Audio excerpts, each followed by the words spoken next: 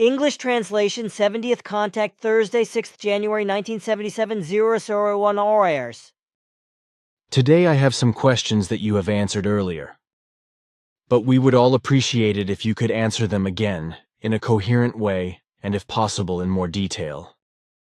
It is about earthly humanity, a part of its history, and about the various gods that have functioned on or in connection with our world.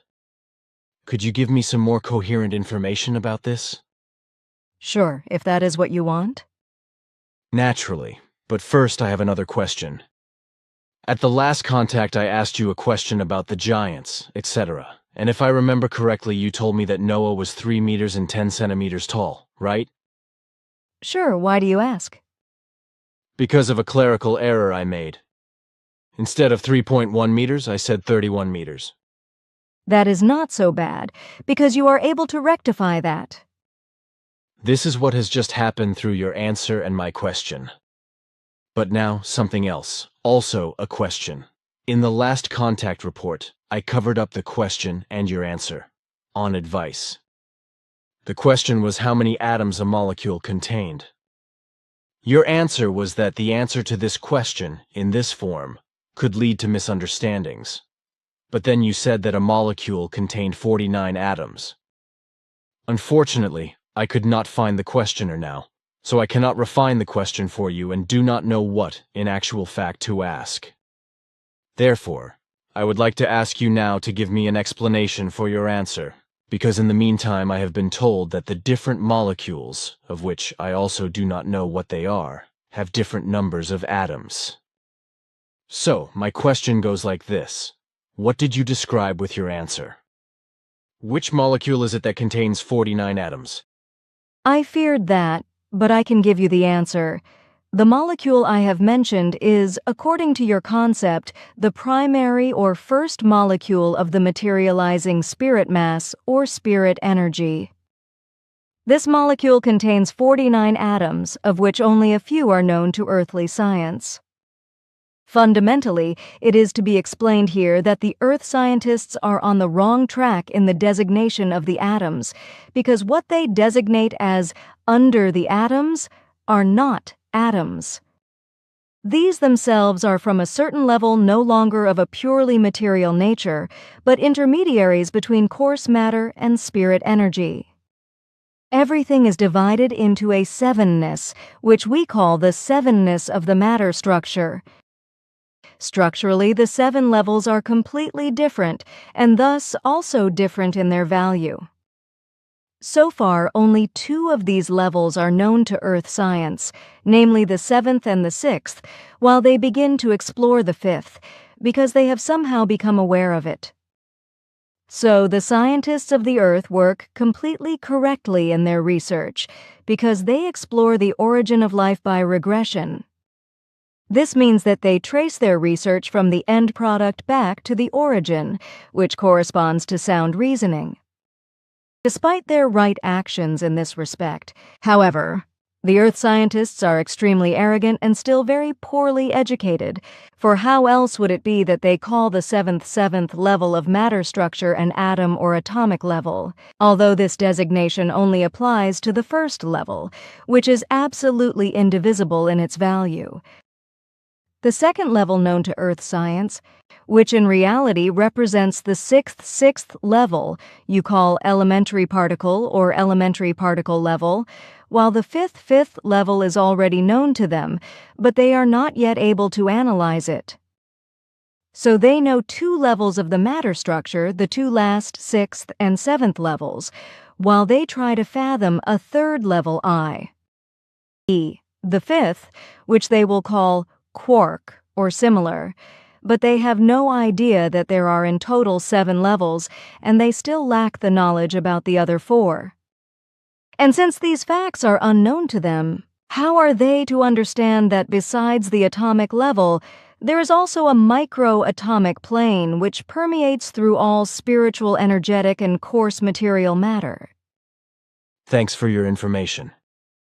I have understood only damn little of it, but the physicists may well cope with it. As a rule, this will be beyond their comprehension. You may be right. But now the other thing, where we are also interested in the history of the Aryans, if you know anything about it. Sure, at which events should I start? Start where the earliest ancestors were still in their original home. Name the time when they first came to Earth, etc. As you wish. So, at the beginning of our contacts, I have already mentioned in detail the history of the destruction and reconstruction of the original home worlds. Excuse me, you mean the destruction of worlds, etc. by the Destroyer? Where was that actually? Sure, that is what I am talking about. The later original homeworlds were planets in the constellation known to you as Lyra and near Vega in a different space-time structure, which is shifted from yours by a fraction of a second. Few of the worlds there are still inhabited today by different races, all belonging to our wide alliance. Our early ancestors had mastered space travel for more than 22 million years, carried out expeditions and exploratory flights reaching far into space, and came to Earth for the first time. However, the Earth, was still deep in the late primordial development and was therefore left to time for the further development. Nonetheless, Earth was often revisited to release criminal elements, humans that were detrimental on the home worlds. Only a few millennia, however, did this last, and then, for reasons unknown to us, they relinquished the Earth and left this world alone for many millions of years, during which life of all kinds, already developed on Earth, could continue to develop in a natural sense, except that at later times the abandoned life forms mixed with human-like life forms already on Earth, which happened for the first time a few million years ago. Millions of years went by as the primeval races spread far into space, also developed themselves in a consciousness-based manner and acquired great powers. But not yet mastering control of these, they were used to doing evil things and became evil for many worlds. During the primeval catastrophes caused by the Destroyer, 2/3 of humankind were destroyed on the very early original homeworlds in another level of the universe. Through hardship and privation, however, they soon found a new beginning, so they were able to build a new civilization and culture in less than 9 centuries. By working and researching together, they created a very great technology, which reached further than anything they had ever seen before. At the same time, they also developed their consciousness, the powers of which they were not yet able to control. So the time came when they built themselves flying ships, with which they could also leave their space-time structure and could rush through the free and wide space of the levels of the universe. These were flying apparatuses of disc-like form and with beam drives. With these devices, they flew out into the vastness of the universe to other solar systems and planets, which they had expeditions to and colonized, either peacefully or through murderous wars. Often with evil violence, they created new life possibilities and new living space for themselves because they needed it due to the proliferation of the human beings of their peoples. It was especially the scientists who searched space for ever new worlds and solar systems, and it was no problem for them because their ships were equipped with all technological possibilities which made them absolute rulers.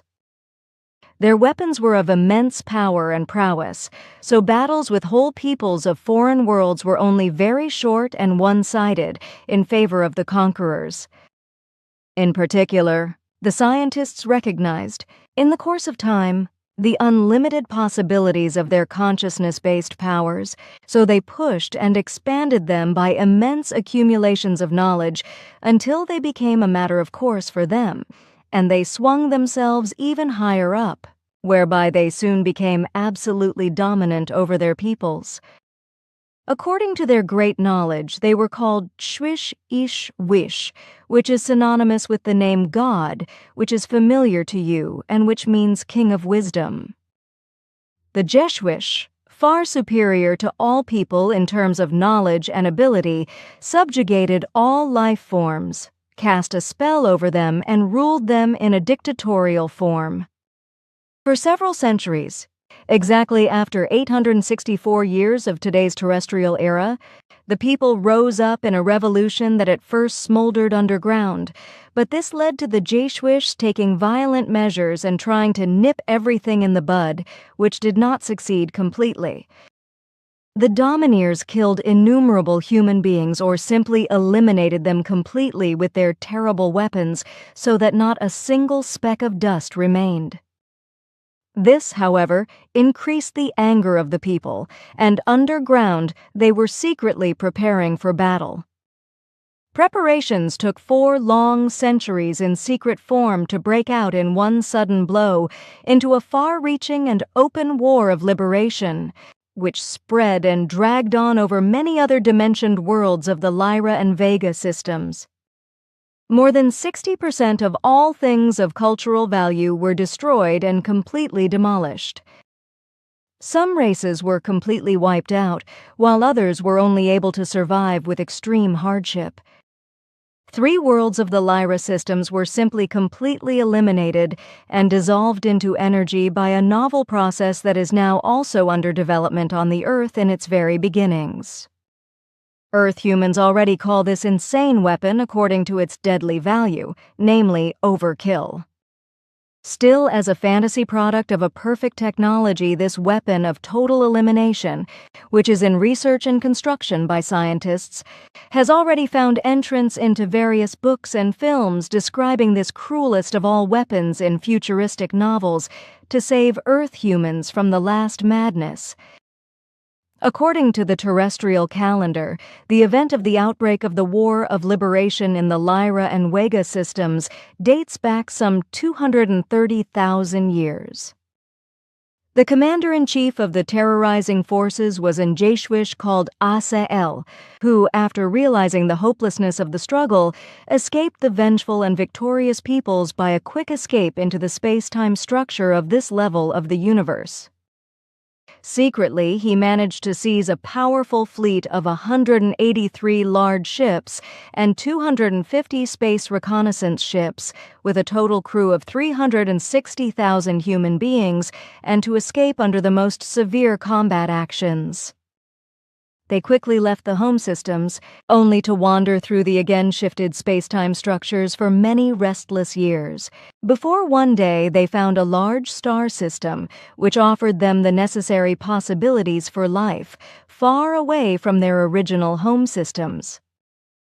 The new star system encompassed 3,000 light-years and 254 partly still young and therefore blue-shining suns, which partly, however, already had their own planetary systems with only a few habitable planets.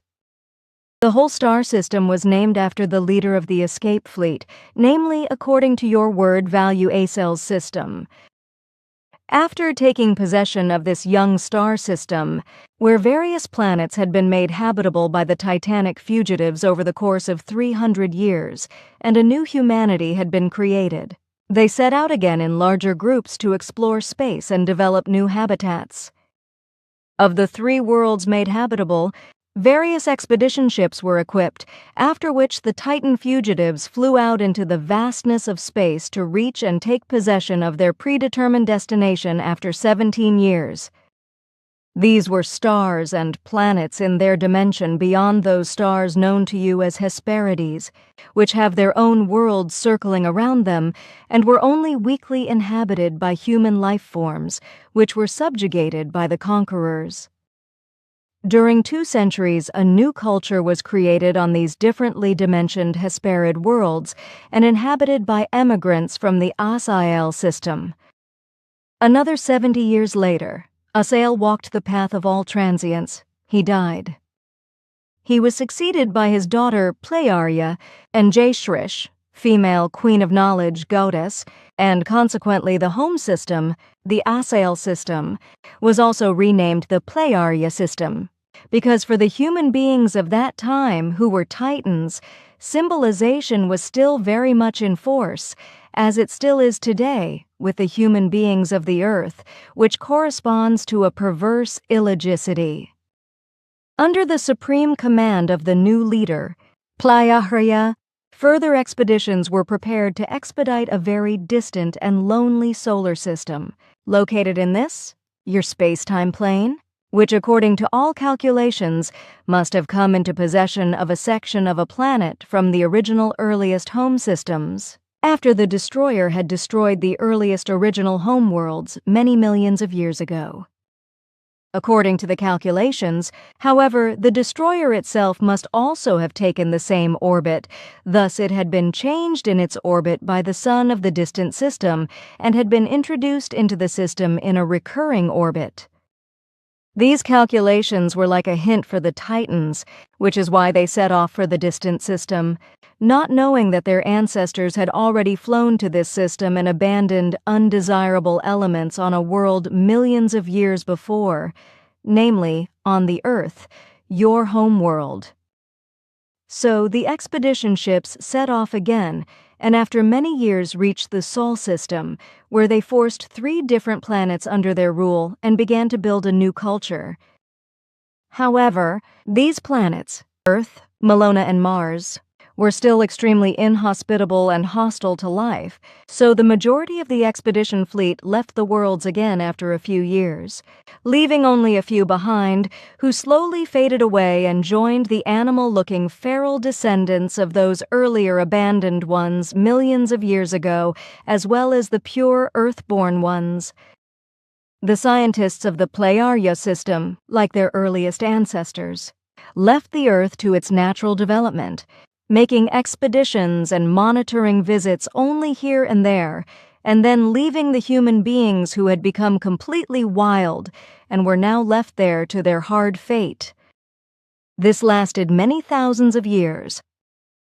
Then, when the idolism had been abolished in the Playa systems and the leader Playa had died, a new intelligence developed on the Earth through the descendants of the feral abandoned ones, which led to the fact that the Playa system inhabitants, who were constantly observing the Earth, came forward with new expeditions to Earth and once again built up a culture in the same manner as they built up a culture on the 4th planet, namely on the world of Melona. Still very barbarically inclined, however, power struggles broke out again among the new settlers after less than 300 years, which led to the fact that the Earth had to be vacated by an order under force from the home systems. Melona, on the other hand, remained inhabited because the population there remained peaceful. But this only lasted for barely 40 years, and then the greed for power among the 2 different peoples also took hold there, and before any orders could be made from the home systems, the Melonians destroyed each other and destroyed the whole planet. Since then, the debris of the once beautiful planet between Mars and Jupiter has been orbiting the Sol, the system's sun, as a long-lasting memorial to human madness. From the home worlds, the development of the Earth has been constantly monitored, and expeditions have been sent to it year after year. Again and again attempts were also made to repopulate this very beautiful world, but these failed miserably time and again over the course of more than 800 years. All kinds of life forms were deported to Earth, also those you would call prisoners, to simply abandon them there and leave them to their fate. Robbed of all technology, it was inevitable that they would wither and become overgrown, mixed again with the overgrown descendants of earlier elements, and with Earth humans, and became bestial. But then the time finally came when the great enterprise was finally taken up. With several hundred large and small spaceships, the Earth was once again approached and seized. A great culture was built up, which lasted for 600 years before the greed for power among the highly ambitious scientists increased again and led to new terrible acts of war, whereby once again everything was destroyed to the last. The Earth reverted to its old existence, where life forms continued to exist, but quickly became wild. For 400 years the Earth was completely unnoticed and left to its own devices before it was approached again. This time, however, It was no longer an attempt at an expedition, but once again an escape. On the homeworlds in the Pleiades star systems, power struggles broke out once again between the ascending scientists and the peoples, who were enslaved by their terrible weapons and other means. But, while on all three homeworlds the vicious battles of annihilation raged, a large group of dissident scientists came together under the leadership of a certain Pelagon, who already had the status of an Ishvish.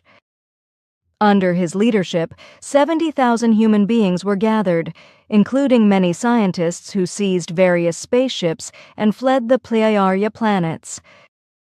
According to the coordinates of old records, the refugees entered this space-time structure and the Sol system, and thus once again arrived on Earth, where the Titans once again settled. According to earthly time calculation, this was about 190,000 years ago. On the home planets, the vicious war was fought to the bitter end, and the scientists were put in their place. The form of government was abolished and placed in the hands of spiritual leaders who proclaimed anew the long-forgotten spiritual teaching and taught the peoples. These recognized the value of the teaching, took it to their own hands, and henceforth lived according to it, after which they found final peace some 50,000 years ago, and henceforth lived according to the law and recommendation of absolute creational determination, which has been preserved until today and will never change again. In the course of the next 8,000 years, the Pleiaran peoples, as they were referred to from then on, developed to a very high spiritual and consciousness-based level. Consequently, they allied themselves with all kinds of foreign and their own peoples in near and far systems and lived now only in the harmonious evolution. Thus they developed together into a great alliance, in the course of which they carried out new expeditions and, 51,951 years ago, found in the galaxy of Andromeda a half-spirit world inhabited by half-spirit beings, an already extremely highly developed life form, which existed and exists only half-materially, but therefore already half-spiritually. In best agreement with these life forms, everything was resolved that they should in future guide the destinies of their peoples and their great covenant with their gigantic knowledge and wisdom, which was joyfully welcomed by all peoples. Consequently, in agreement with the spiritual leaders, who were human life forms and spiritual teachers, it was decided that all destinies of the future should be guided by these half-spiritual forms which had become best friends. The form of guidance should be that of a counsel from a higher spiritual level, which is why this guidance and advice was referred to as the High Council, which has survived to this day and will never change again.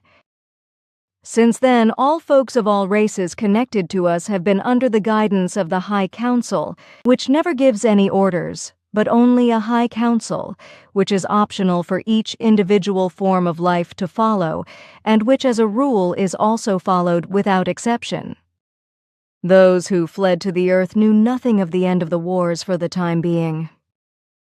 In the joy of their newly won freedom, they gladly submitted to the tight regime of Pelagon, who had chosen 200 scientists as sub-leaders and deployed them according to their fields of knowledge.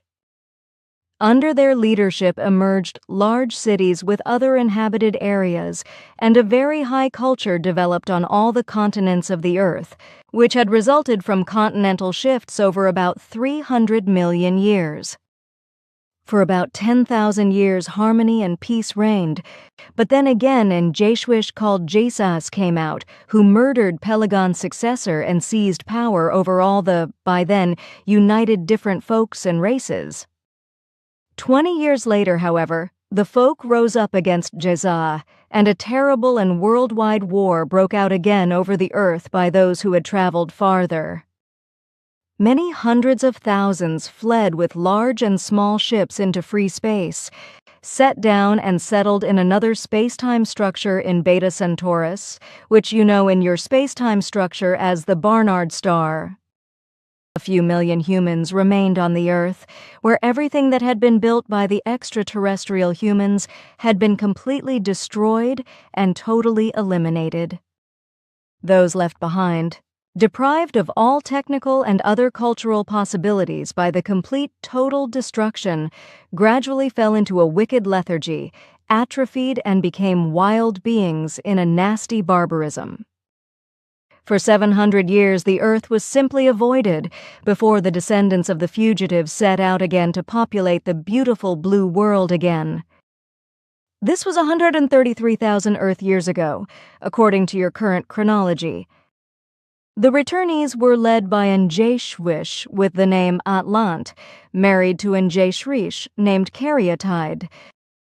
In the latest episode, under the leadership of Atlant, the continent of Atlantis, which had been headed for again and again, and used for millennia, was expanded and made habitable, while under the command of his wife Caryatide, Lesser Atlantis came into existence, as at the same time her cousin Muras built the gigantic city of Mu, which, like Atlantis, also found its origin in very early times.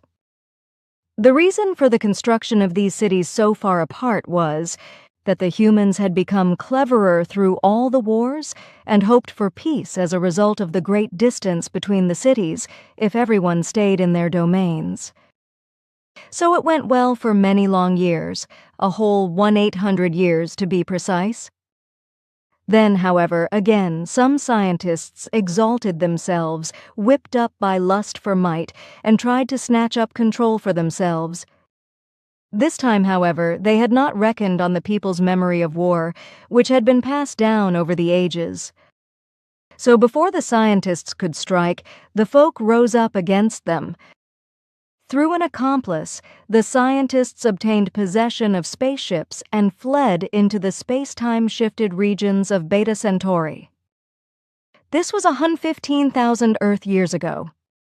After 2,000 years, during which the malicious refugees again created a high technological standard and produced many descendants, they returned filled with hate to the Earth, after they had increased their hate immeasurably against the extraterrestrial inhabitants of the Earth and were only able to preserve order within their own ranks with terrible punishments.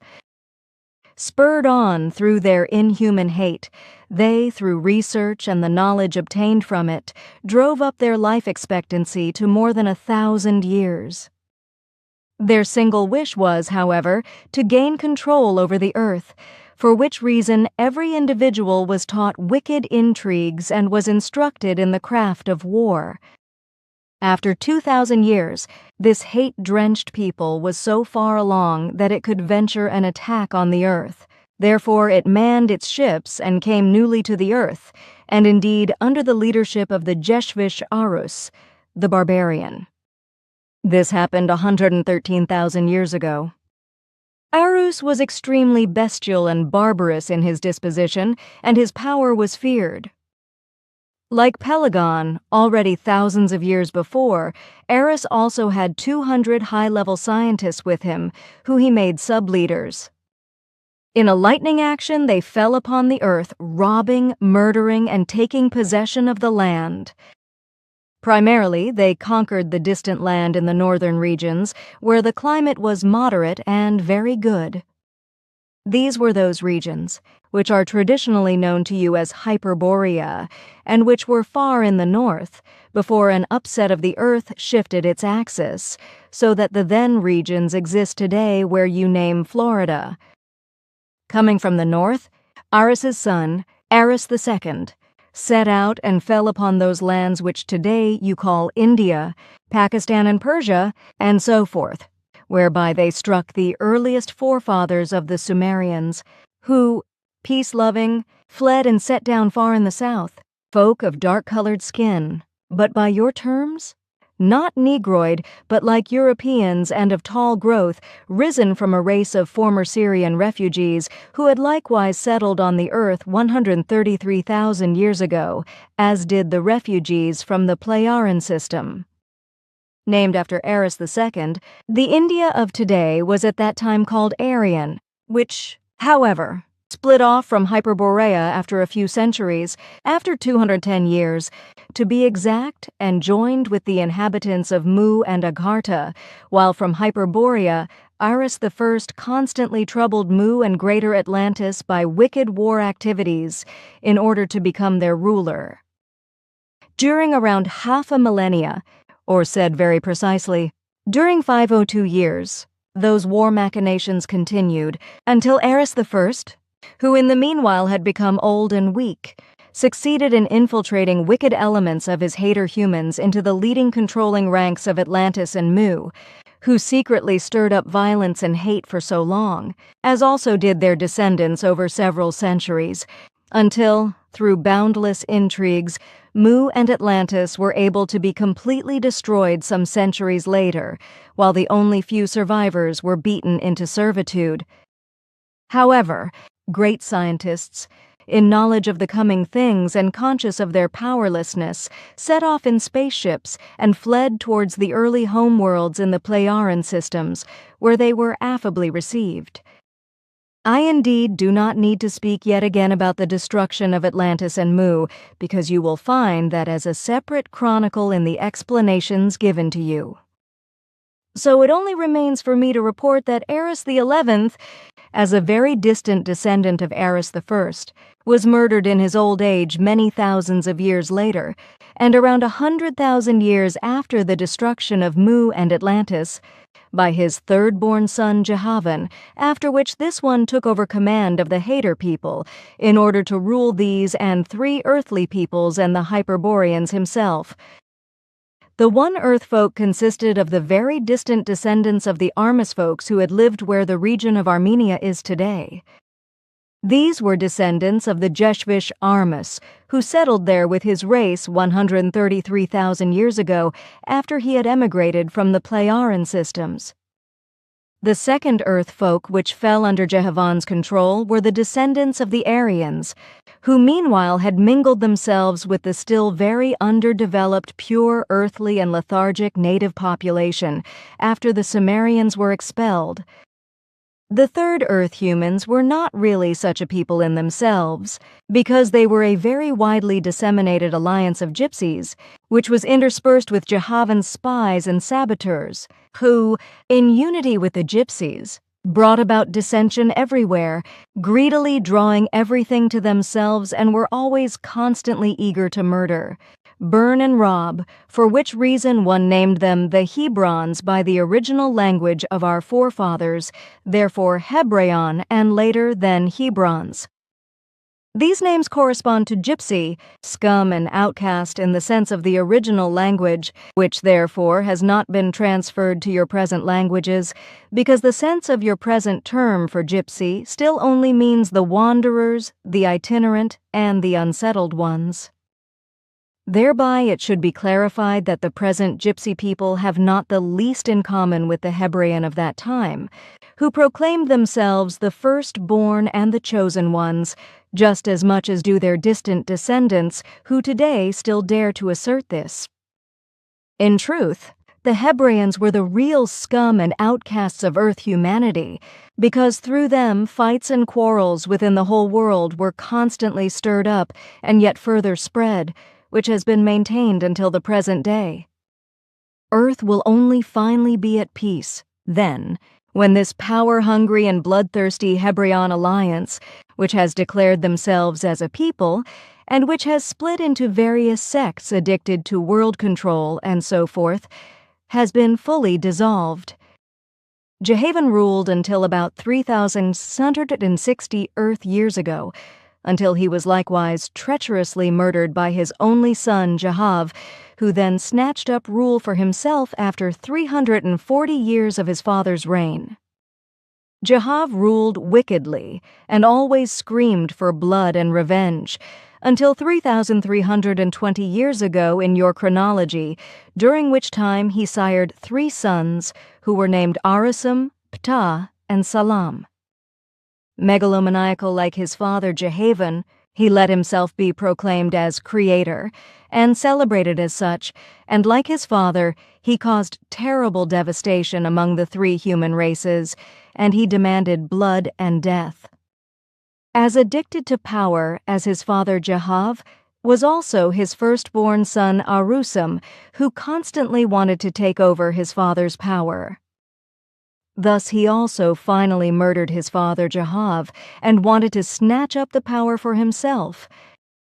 But he failed profoundly, because his younger brother Ptah and his youngest brother Salam positioned themselves against him in order to expel and ban him into exile, because having become disgusted by the constant wars, power struggles, and bloodshed, Ptah and Salam already made an effort themselves for many decades to lead humane forms of life. Therefore, already for a long time, they assembled around themselves many like-minded ones, with whose help they gained control of Arusam and his 72,000 followers and expelled them. But Arusam secretly returned to the earth and settled down with his army in the land of Egypt, in the old cubicle constructions which had existed there unused for more than 70,000 years. Deep in the interior of the earth and deep below the pyramids, they established themselves securely, whereby they converted the rooms and buildings deep below the present pyramids of Giza as a center for their wicked purposes, from where they and their descendants since then tried to realize their tyrannical plans, but as of now without noteworthy success, although their way of obtaining the goal of deceit, lying, and intrigues was through false teachings and the leading astray of the uncorrupted earth humans through religious teachings of madness and cults, and many kinds of other evil machinations. Due to their expulsion they, however, forfeited very much, because all possibilities for technological and otherwise scientific further development was prevented for them, as also, however, was all their research, and so forth, which thereby led to the quite rapid reduction in their life expectancy, and today still only amounts to an average of 94 years, which in relation to today's people converts to practically only about 20 years higher than the average in European regions. This means for the renegades, called the Giza intelligences by us, that they are slowly dying out, and today are still only fewer than 2,100 in number. Due to complete isolation from outer space, these remaining ones will also be no more in fewer than 3 decades, because they are all already old and no longer capable of procreation. But in spite of that, they still maliciously hold firm to their tyrannical plans, and they do not see themselves as beaten. Arusam ruled until about 3,010 years before your time reckoning began, 310 BCE, until a powerful forced departure was secured for him by a mutineer by the name of Hen, who was called Jehovah in the tongue of the Hebraeans, and likewise also gradually within his own ranks, whereas the appellation the Cruel One was added. In the year 2080 BCE, already old and weak, he was displaced, and his nephew Kamagol I took over the evil command of the Giza intelligences in order to expand the headquarters below the surface of the Pyramid of Giza to a murderous center of power, which allowed no possibility at all of being destroyed anymore. Like no ruler before, Kamagol I forced all earthly religions under his control and created terrible cults which demanded human blood, which were able to be partially maintained until the present. All efforts from outside were in vain, as his position of power could not be broken. But also Kamagol I was only a human, so one day he met his own fate from out of his own ranks, in the form of his own son, Kamagol II, who overthrew him and deprived him of power, and let him die miserably in a deep dungeon. Kamagol II was in many things even more malicious than his father, which he soon revealed, after taking over power, through the introduction of monstrous mass murdering of earth-born terrestrial human beings, who he slapped under his religious power through many kinds of means. As one of the last really extremely long-lived, Kamagol II attained a great age and died a natural death just a few days ago, which we were able to ascertain just 2 days ago. He departed this world on the 27th of December 1976. therefore around 10 days ago. The still remaining Giza intelligences, already old and weak in many cases but still filled with hate and tyrannical plans, do not give up. But indeed their days are numbered, so in 3 decades at the latest they will be no more. With the Heaven Sons, the Hyperboreans, and the emigrants from the Pleiaran system, Ptah and Salam, the sons of the murdered Jehav, led the further rule by common agreement. They governed well and created peace, and only occasionally mixed in the affairs of the earth-born earth humans. After his 93rd year of government, Ptah was stricken by a malicious and unknown disease, from which he succumbed a few days later.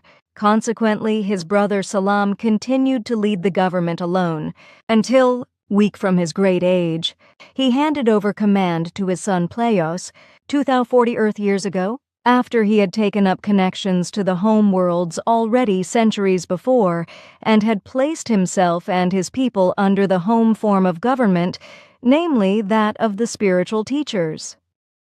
His son Pleios was, like his father, a very wise and a kind governor, and as of 1,299 years ago of earthly chronology, the homeworlds, after an interruption of around 240 years, newly positioned themselves under the guidance of the High Council.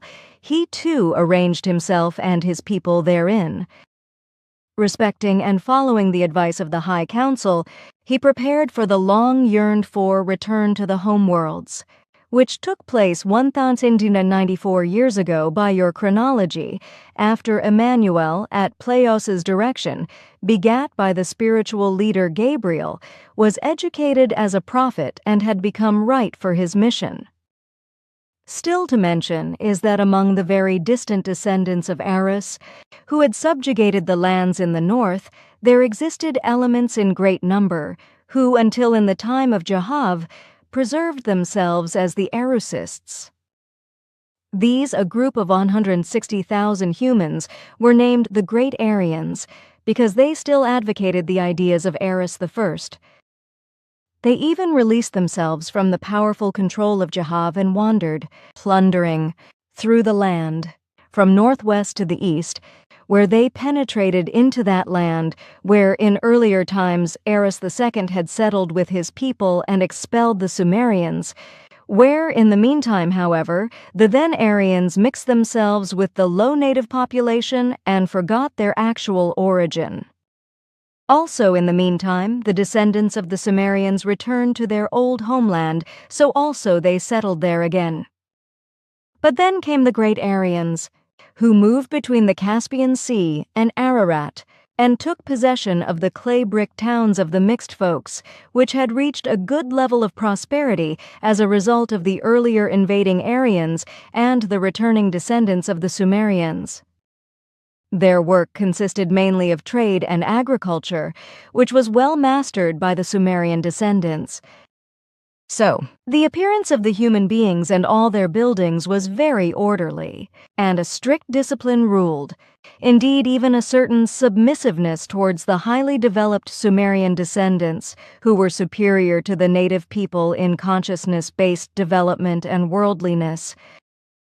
And exactly this world was attacked and forced into bondage and transformed and pressed into a new state structure by the Aryans, who, deprived of all technology, had been wandering for long years, coming from the far north. Deprived of all technology by Jehovah's Myrmidons, the Aryans settled down in the distant lands, but in time became stunted and mixed with the natives, so soon all knowledge and ability of a higher level and of their origin disappeared into the darkness of forgetfulness. Fantastic, I am as flat as a flounder. However, what is the name of the new superior twerp among the Giza wretches? According to our information, no new ruler will emerge. In future, all decisions are to be taken by joint council. Also good. Then the knuckleheads among themselves will soon get into a fight and exterminate each other. Sure, this could be partly true. Ha! Good. But now 2 more questions, or 3, regarding our and your Pleiades. So this name comes from an Yeshrish. Was it simply retained later on Earth, or was this group of stars referred to differently here? The name was retained, but lost itself in the confusion of languages that appeared on Earth, and then, over time, returned to its original value, mainly due to mythologies. These are probably the ancient Greek as well, right? Sure, but there are also others, as you mentioned through the main one. Well, then I would like to know what form of time calculation you use, at least on era. Do you also calculate in years like we do? Of course, because they are originally from our ancestors, so they are also given on the Earth. Aha, and since when do you calculate? I mean, since when or when did your time calculation begin? Since the beginning of peace on our home systems, so about 50,000 years ago. Aha, can you give me the exact date? Sure. Today we count the year 51,711 because there was once a break, but it was not due to war but of reconstructive importance. Good. And now the question of how Era got its name and when. This is very simple. The Pleiades stars of your space-time plane are much younger than the Earth, but not so with our stars and planets, which were named only by numerical values until the time when the High Council took control. Since then, however, at the request of the High Council, our homeworlds have been called by melodious names, for example also Era, while the celestial systems are called Pleiadian, or in our case, Pleiaren. If I think correctly, this should have happened 51,151 years ago, right? Sure, you think correctly. But I would also like to explain to you that at this point in time, the new era was also introduced. So we have two of them, the year 51,111, which reminds us of the final peacetime, and the year 51,051, which reveals the spiritual alignment with the High Council. I understand that, also if it sounds a bit silly, but I really can understand it. I find the justification for your reckoning of time much better and also much more valuable than the earthly ones, which confront stupid, alleged creators and other knuckleheads. But now something else. Can you tell me some things for the year 1977 about coming events and about some things you have in mind? You have told me some things before in confidence, but surely there are still some things that everyone else may also know, right? Sure, I can explain some of them. What do you want to know? What is going on with the earthquakes and other natural disasters, etc., whether you are giving a demonstration after all, in spite of everything, and whether there are any things happening regarding unknown flying objects? Some of this I can explain officially. Well, it would also be interesting to know how many dead and wounded there were in the earthquakes in China. Officially, only unclear and rather lying statements are made. The prophecies of Patih Li, which were passed on to me, spoke of about 1 million dead. That is of correctness. Our investigations have shown that 893,000 human beings were killed by the earthquakes in China. 208,000 human beings will be permanently and seriously damaged by injuries for life, while a further 801,000 human beings will be minorly or seriously injured. The number of missing and still unrecovered people, most of whom are buried deep under rubble, is around 70,000. But now I would like to answer the other questions, which, however, also goes beyond the year 1977. The Earth will not come to rest, because many more major quakes will shake the Earth in the future, much more than has been the case in recent years. Except that these quakes are not all expected this year but are expected to continue into the future. However, they will be of such terrible violence that countries and islands will sink or rise by inches. Unusually severe droughts will also sweep across the world in the future, only to be followed by avalanche disasters and floods of unusually large proportions, with Europe also affected in all respects. Air transportation will suffer heavy, even very heavy, losses due to terror and technical and human failure and with many deaths. Also, many events will affect the water navigation. Violence and crime, as well as racial hatred and neo-Nazism and extreme right-wing and left-wing extremism, will rise to dizzying heights everywhere, and sectarian violent causes of death will become rampant among the human beings of all races. It will all be much worse than ever before. Okay, that is enough, but what is the basis of your data? These are probability calculations and forecasts. Well, what about a demonstration, etc.? That is still outstanding and has been promised to you. The time should be spring or summer, maybe also autumn. Elsewhere, however, not from our side, the Earth humans will be in for some surprises when certain things appear through races foreign to Earth, as I have already predicted to you with confidence and only for you alone. I am not allowed to explain more about it because everything is not yet definitively certain. It is all right. I do not want to push you. One thing is not quite clear to me, though.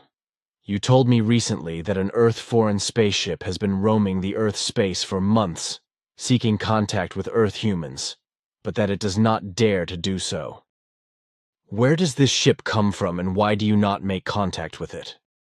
It is very strange with this, because with all possible means we have tried to contact them uselessly so far, and when we appear, the ships flee. Why now all of a sudden? Because there are several of them, as we have now discovered. All of them are of a white radiating or green radiating color, often with a strange red-orange tail behind them, containing substances unknown and alien to us, which are currently being analyzed by our scientists. With regard to these objects, our probability calculations still reveal some indefinable surprises. This is very interesting, but now listen. You called me very far away today. After all, it is 21 kilometers from Hinwil to here. Could you not fly me back a bit for that? Maybe to just before Hinwil? Sure. What happens to your companions Jacobus and his father? You know, I want to have some fun. I have the radio, and with it I can call them and direct them to Wetzikon, about 20 kilometers from where they dropped me off. If you then let me float down in the open field, leaving a single footprint in the untouched snow towards the road, but without one leading into the field, then the fun is perfect. Suit yourself. Okay, then just one more question while we are rushing off. Could you not just once say a greeting over the radio for all our friends? That should be possible, right? I will think about it, but I think that I have to take responsibility for it, so maybe I will only do it on occasion, but that does not mean that it should be repeated all the time and that I am communicating. Of course not. Ah, there is already Wetzikon down there. Nobody spoke about that either. You can drop me off in Winklereed back there in that snow-covered meadow. Good, yes there. Can I get out? Sure. Farewell and be careful, for much is not good for you at the moment. Do not worry, I know how to help myself. Take care, girl, bye. Billy's footprints leading to the nearby road in the middle of the open field where Simyase had dropped him off the previous night. Photo taken on 7.1. 9 at 9, Tanner's a Billy.